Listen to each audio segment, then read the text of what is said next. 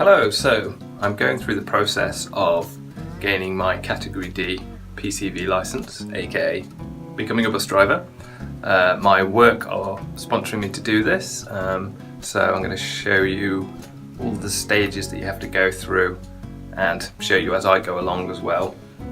So you'll hear a lot of phrases being thrown around like PSV license. A lot of people still call it a PSV license. It's actually a PCV license, passenger carrying vehicle. That's what you need if you want to be a bus driver in the UK. You'll also hear CPC, Certificate of Professional Competence. That's another thing you need. So the PCV license itself is basically a bus driving license. Think of it as the equivalent of a car driving license but in a bus. So in order to gain that, you have to do multiple choice and hazard perception, just like with a normal car, and a practical driving test, just like with a normal car. If you get this license, you can legally drive buses on the roads, but you can't carry passengers, basically. You can't carry any paying passengers unless you have a CPC license.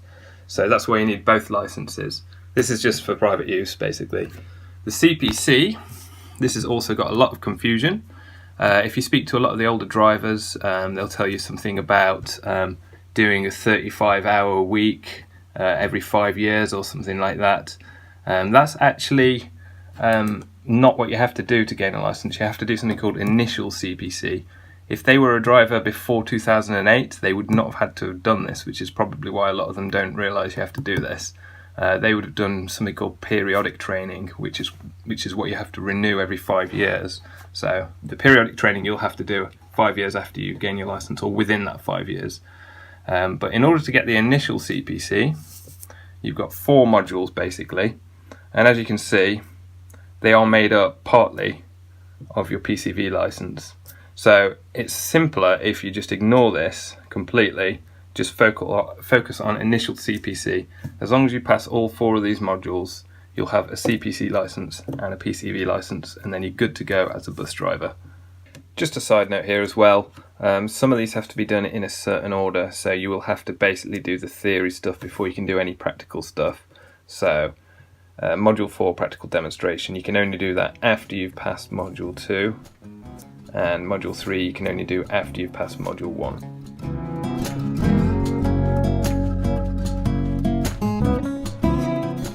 So before you can do your CPC, you need to do a little bit of preparation. So firstly, you need a driving license, of course. I'm sure you all know that.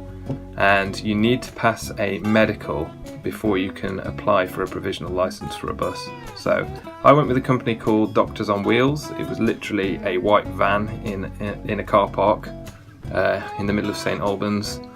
I turned up and they had all this equipment in the back for testing my eyesight, my blood pressure and so on. So I passed the medical. The lady gave me a pass test certificate, and she also gave me the application form for my provisional Category D license, which was really handy, but if you don't get that, you'll have to go and get it from the post office or something. So once you pass the medical, you need to then apply for the provisional license, Category D. Once that's come through, then you can move on to the CPC.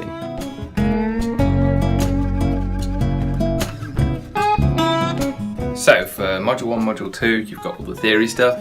Module 1 is the hazard perception and the multiple choice. That's effectively the theory test for the PCV license. And then Module 2, you've got the case study test. That's the CPC theory. What I've learned is that basically for all of this, you don't need separate learning materials basically. You need to learn all the theory about driving buses and coaches. And once you've learned that, you can do all of the tests. I've used 2 main sources for mine. So first of all, I used this online tool, Driving Theory for All. It was about £20 to be able to use it for a couple of months, but definitely worth it. You've got your learning materials here, all the different topics that you can work through, and then you can do mock tests here. It tells you if you've passed or failed and how many you've taken and all that. It's a realistic mock test, so it'll go through like this, just like the real test here, and multiple choice, give you a result at the end, just what you want. You can also practice the hazard perception on it here, so it'll give you practice videos here to go through, so you can take a test here and click on the hazards as you see them coming, give you a result at the end. Just an excellent online learning tool, and it'll also give you a chance to practice the case study tests here, the CPC case studies. So click on a test here, and you've got Simon drives a school bus which transports up to 80 children at a time, blah blah blah blah. Gives you the multiple choice answer, just like with the CPC case study test. So highly recommend this tool, Driving Theory for All. So the online learning tool is probably good enough by itself to get you through it all, but I'd highly recommend a little bit extra. I've bought this book, the official DVSA Guide to Driving Buses and Coaches. This has been really, really good. It looks like quite a big book, there's a lot of stuff in there, but actually it's very digestible, really, really easy to read, and I've just been going through highlighting parts that I thought would be relevant, stuff to remember.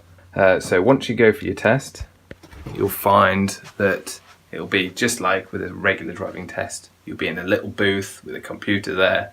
You'll do the hazard perception test. You'll do the multiple choice test. And the CPC test is very similar to the multiple choice test. It's a case study. So it'll say, you know, Jane is a bus driver, she's woken up early on this morning and it's frosty, and she's found out that there's smoke coming out from her exhaust on her bus and blah blah blah. So it paints a picture for you, and then it asks you questions based on that scenario. But again, it's still sort of a multiple choice theory thing, and as long as you read through this book, or at least half of this book, I've only read half of it, and you learn the materials from your online learning tool, then I reckon you're good for all 3 tests. Alright, so I've just passed the multiple choice and the hazard perception for the PCV theory, so that's the theory test out of the way, and got 98 out of 100 on the multiple choice, pretty pleased about that. But with the hazard perception, I've only got 69 out of 100. With 67 being the minimum for pass, so I've just scraped that. So next is the CPC Module 2 case study test, which I've got next week, so you'll see me in a second when I've taken that.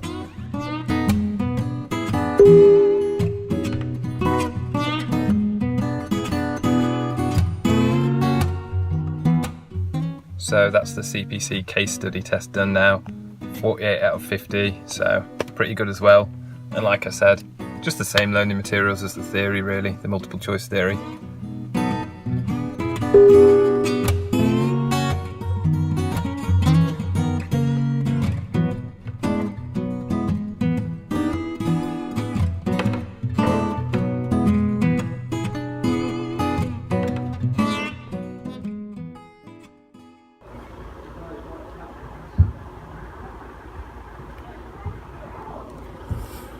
Just out on the training bus, second day. It seems to be going pretty well. I'm getting used to driving it.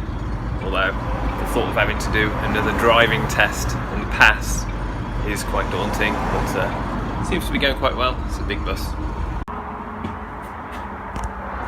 It's day 3 and we're just filling up with fuel. My instructor's gone in to pay.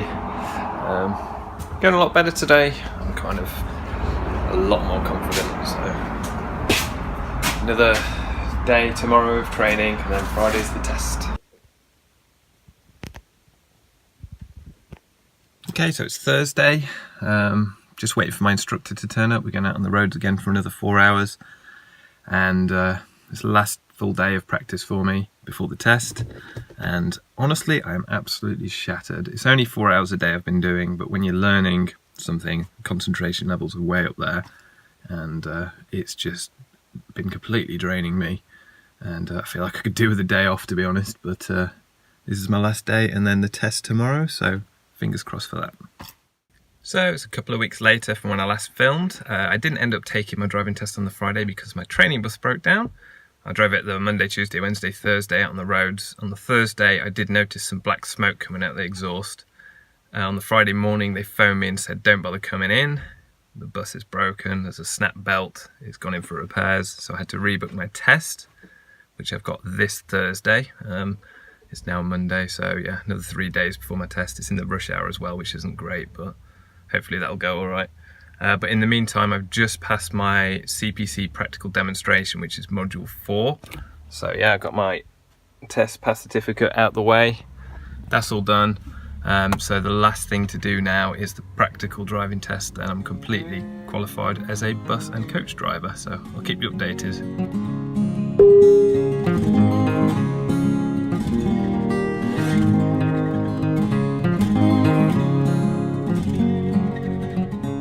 So for the CPC Module 4, the practical demonstration, it's probably the most straightforward of all the 4 modules. You can probably expect about an hour and a half training, something like that, and then the test itself can be half an hour or even less. And it's kind of a show and tell test, and it's mainly concerned with security, safety, the kind of things that a driver has to do to make sure that there are not those kind of issues. So the examiner might ask you a question such as, if you're coming back into the UK and you have a comfort break before going through customs, what security checks do you need to do on your vehicle when you return to it? So you're probably going to go around showing all the places that you might find drugs that somebody's hidden. So you'll show under the bonnet, under the wheel arches, all in the cabins inside the vehicle, and of course in there. Just go around showing what you check. You'd also check for people as well, which of course can be an issue. So you'll have to physically get in the vehicle, check under the seats, check any compartments above and below the vehicle, all that kind of thing. You might also get asked other questions. So if you've got a new vehicle you've not driven before, what do you need to ensure you've checked? So you'll have to get in the cockpit here. You'll have to talk about looking about how much fuel you've got left, and considering the length of your journey, making sure you know the vehicle height, making sure the tachograph is working and has got a calibration plate that's in date. So it's just stuff like that really, extra stuff that isn't actually about driving the vehicle, but making sure that everything is secure and safe. It's not a difficult exam really. I mean, it's kind of like, as long as you've hit the right 4 answers in your blurb about what the examiner's looking for, he'll tick the boxes and move on to the next thing. And yeah, pretty straightforward really. So just sort of a security and safety show and tell.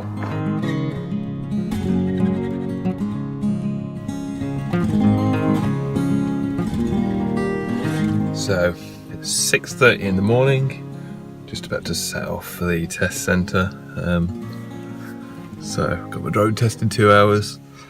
So, fingers crossed.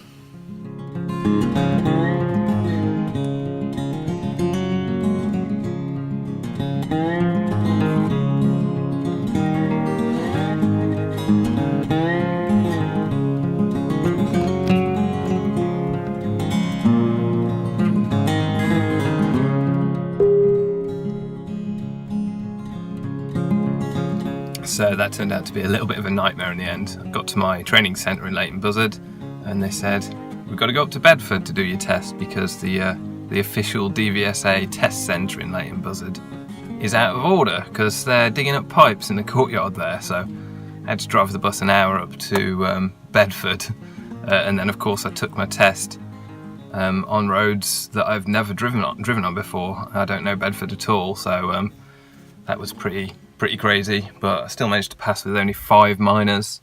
Nothing serious, you know. I think at one point I clipped the curb slightly, and another point I cut a corner, and then at another point I got very close to a parked lorry within an inch or so, so I almost clipped that. But other than that, it was pretty straightforward.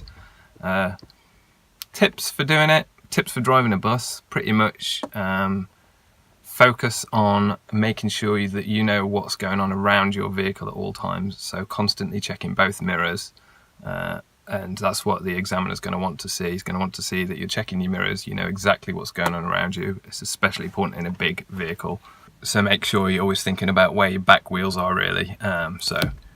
If you're turning around corners, you need to sort of swing your front end around and think about where your back wheels are, because it's your back wheels that are going to hit curbs and corners. So that's what you're thinking about, that's what you're using your mirrors for constantly.